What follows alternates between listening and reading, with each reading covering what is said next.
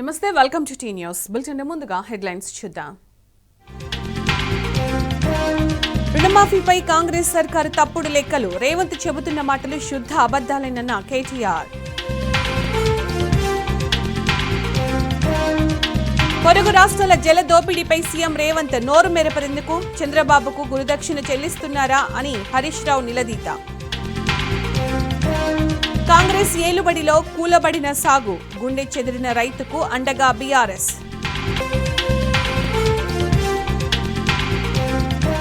రైతుల ఆత్మహత్యలన్నీ కాంగ్రెస్ సర్కారు హత్యలే, ప్రభుత్వంపై తెగించి పోరాడుదామన్న నిరంజన్ రెడ్డి.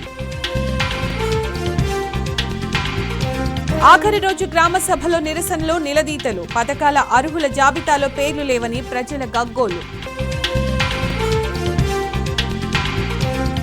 మేడిగడ్డ బ్యారేజ్ పునరుద్ధరణ సాధ్యమేనన్న ఎల్ఎన్టీ, కాళేశ్వరం కమిషన్ కు తేల్చి చెప్పిన కంపెనీ ప్రతినిధులు.